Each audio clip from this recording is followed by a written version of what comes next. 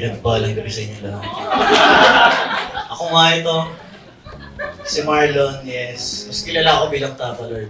Sino si Marlon Tapalord? Kilala ako sa social media bilang isang negosyante. Kikita po talaga ako ng tapa. Nakikita pa lang nila yung profile pic ko.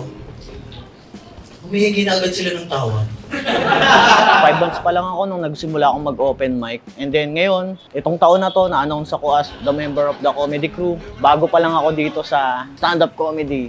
One time nag-apply ako ng insurance, pero hindi na-approve eh. Ewan ko bakit hindi nila ina-approve. Siguro baka iniisip nila, no? Baka pag namatay ako, after 3 days, kuha ko agad yung pera. Ano siya? Alam niyo na si Chismis na medyo may kalandian daw. Yan, ang tawag sa akin si Ambers. Ambers.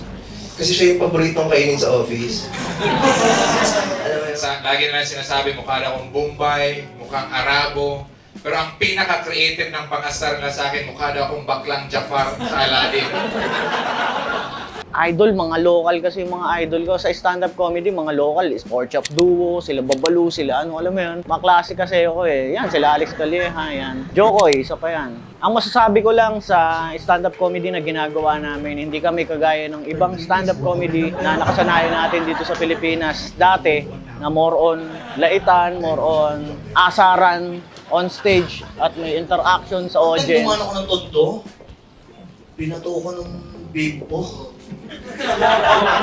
Kwento ng sariling buhay, sariling patawa, sariling experience, observation sa paligid at mga pangyayari. Ganun yung stand-up comedy na ino-open namin ngayon sa Pilipinas. Papaaway sana ako eh, buti na lang kasama ko yung anak ko.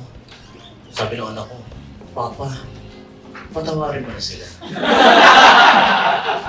Hindi nila alam ang kanilang ginagawa. Mga nakikita naming mga bagay-bagay kasi lahat naman ng bagay nakakatawa talaga eh. Tapos bibigyan mo na lang siya ng joke. Tapos susulatan namin. And then ito nga yung nakakatulong sa amin itong open mic. Kasi itong open mic, dito namin sinasample lahat ng mga joke namin para mahasa ng mahasa. Masulat namin sa tamang timing para ma-deliver namin yung tamang punchline. Bago namin dalhin yung joke sa mas malaking stage. Sabi sa social media, sabi ng mga tao, kamuha daw si Papa Jesus. Pero iniwasan ko na yun eh. Ayoko na yan eh. Nakakatakot kasi katoliko din po ako. Yes, ayoko mag-persona ng grata. Nakakatakot yun, di ba?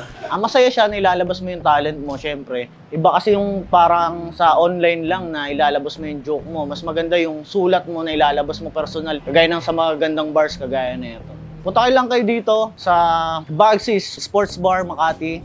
Every Thursday, 9 p.m. Ang entrance fee lang natin ay 200 pesos at may libre tayong 1 beer. Okay guys, please support The Comedy Crew. Follow us at The Comedy Crew PH sa Facebook and Instagram. Yan, magkakaroon din kami ng TikTok, Reels, and YouTube.